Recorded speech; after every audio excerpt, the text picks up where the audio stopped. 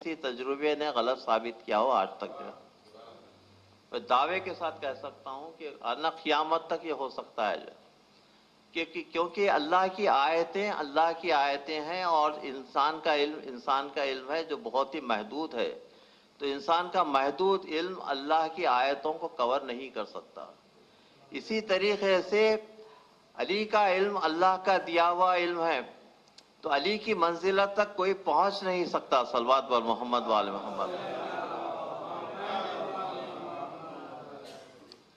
اس کے بعد قرآن اور حدیث اور قرآن اور نہج البلاغہ ہمارے لیے دو سورسز رہ جاتے ہیں، اور ائمہ کے ارشادات اور ائمہ کے جو احادیث ہیں وہ ساری چیزیں ہمارے لیے مشعل راہ ہیں۔ تو قرآن کا جہاں تک تعلق ہے تو قرآن کے متعلق میں نے آیتوں کی یہاں پر تلاوت کی کہ قرآن پر کیوں نہیں غور کرتے، کیا ان کے دلوں پر قفل پڑ گیا، اور اس طریقے سے اور قرآن کی کئی آیتیں اس چیز کی دلالت کرتی ہیں کہ انسان غور و فکر کی عادت ڈالے اور اولو الالباب بننے کی کوشش کرے۔ یہ تو قرآن کے متعلق۔ اب آپ اہل بیت کے احادیث کے متعلق غور کریں۔ نہج البلاغہ ہمارے لیے بہت بڑا سرمایہ ہے۔ آج تک لوگ نہج البلاغہ پر پورا ریسرچ نہیں کر سکے کیونکہ کلام باری کے بعد یہ کلام ہے اور اتنا عمیق اور دقیق کلام ہے کہ اس کو سمجھنے کے لیے ایک لفظ کو سمجھنے کے لیے شرح نہج البلاغہ علامہ ابن حدید معتزلی صرف الفاظ کا ترجمہ شرح نہج البلاغہ 18 جلدوں میں لکھا گیا ہے۔ تو یہ بحر ذخار ہے ہمارے لیے نہج البلاغہ۔ اب نہج البلاغہ پر غور کیجئے، امیر المومنین نے کائنات کی تخلیق کے متعلق کیا کیا کہا ہے۔ اسے پتہ چلتا ہے کہ سائنس میں اور مذہب میں ہمارے پاس کتنا گہرا تعلق ہے۔ امیر المومنین کا پہلا خطبہ صرف کاسمولوجی کے متعلق کہ کائنات کی تخلیق کیسے ہوئی، تو اس کے متعلق کائنات کا جو اس وقت پلاسمک تھیوری ہے، اور اس کے بعد یہ کہ پہلے پلاسما پیدا ہوا اور پلاسما پیدا ہونے سے پہلے ویوز پیدا ہوئے، اور اس طریقے سے پورا خطبہ اول میں دیکھیے کہ پلاسما ویوز اور اس کے بعد کا سلسلہ اور اس کے بعد مادہ بننے تک کے جو حالات ہیں نہج البلاغہ میں بہت تفصیل سے پیش کیے گئے۔ خطبہ اول امیر المومنین میں اس پر غور کیجیے۔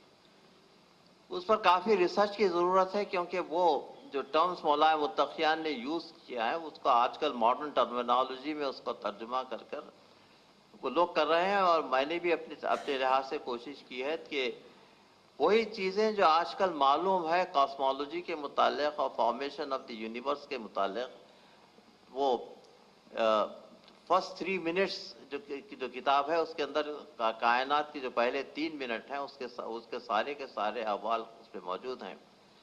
اس کے علاوہ مولا متقیان نے گریویٹیشنل فورس کے متعلق سب میں پہلے اس میں نہج البلاغہ میں ذکر کیا ہے کہ ایسی قوت جو مادے کو جمع کرتی ہے۔ تو پہلے کی جو قوتیں تھیں وہ بکھرنے والی قوتوں کا ذکر کیا ہے، بکھرنے والی قوتیں، اور اس کے بعد سمیٹنے والی قوت۔ تو بکھرنے والی قوتوں میں تو دوسرے تھے وہ پلاسما وغیرہ کا فارمیشن، اس کے بعد آپ کہہ رہے ہیں کہ اکٹھا کرنے والی قوت، تو گریویٹیشن کا ذکر پہلی مرتبہ آیا ہے جس سے کائنات بنی، اس کے چاند اور ستارے بنے اور گیلیکسیز بنے، اس کے گیلیکسیز کا فارمیشن وغیرہ مولا متقیان نے بڑی تفصیل کے ساتھ اس کا ذکر کیا ہے۔ اس کے علاوہ نہج البلاغہ نہ صرف کاسمولوجی کی کتاب ہے بلکہ جو ہے بایولوجی بھی اس کے اندر بہت کچھ ہے۔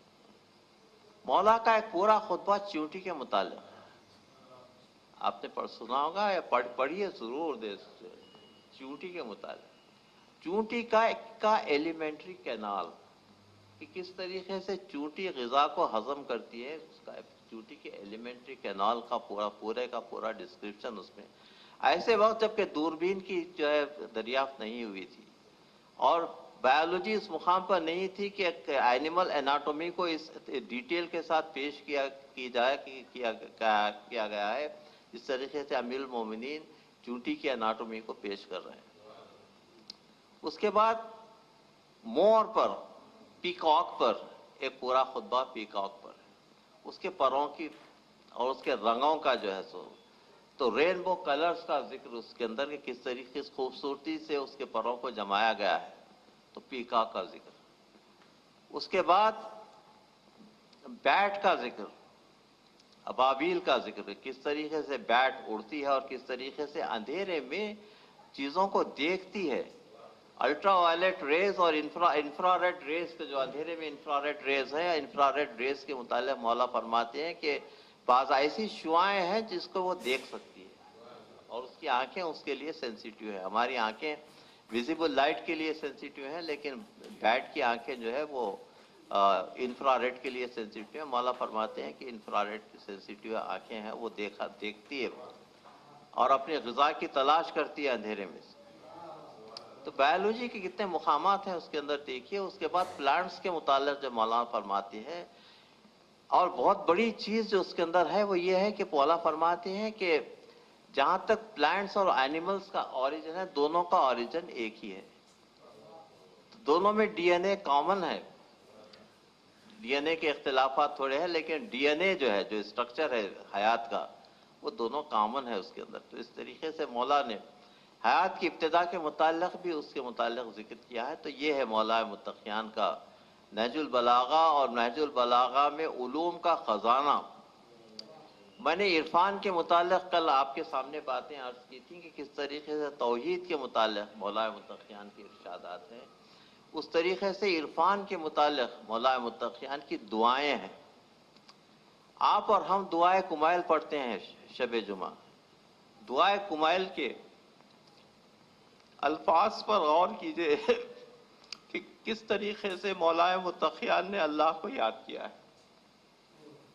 اس کے بعد دعائے مشلول ہے اور دعائے صباح ہے، صبح میں پڑھنے والی دعا کہ میں جو اپنے خطبے کا افتتاح کیا ہے وہ دعائے صباح کے ٹکڑوں سے میں ہمیشہ ابتدا کرتا ہوں۔ یا من دل علی ذاتہ بذاتہ وتنزعن مجانست مخلوقات وجل عن ملائمت کیفیات، اللہ کی تعریف میں۔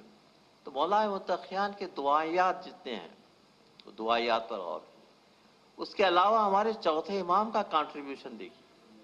ہمارے چوتھے امام کا کنٹریبیوشن صحیفہ سجادیہ کی شکل میں، وہ ایسے جو خاموش ہونٹ تھے اور خاموش سلے ہوئے ہونٹ تھے، اور گھر پر پہرا تھا، کسی سے بات چیت نہیں کر سکتے تھے، اپنا پیغام اپنے شیعوں تک، مومنین تک پہنچانا، مسلمانوں تک پہنچانا چاہتے تھے کہ کس طریقے سے خاموش احتجاج کیا جائے۔ تو صحیفہ سجادیہ کے مقامات مولا کے سلے ہوئے ہونٹوں سے نکلی ہوئی دعائیں ہیں، جو اللہ کی تعریف اور اللہ کے رسول کی تعریف کے ساتھ ساتھ کائنات کے بند چند مقامات کا ایسا ذکر کیا گیا ہے کہ مولا ایک مقام پر فرماتے ہیں کہ یا اللہ تیرا کیسا شکر ادا کروں جس نے نور میں وزن دیا۔ دیکھیے فوٹونز کے متعلق نہج صحیفہ سجادیہ میں امام زین العابدین علیہ الصلوۃ والسلام کا ارشاد کس طریقے سے کہ نور میں وزن دیا گیا ہے۔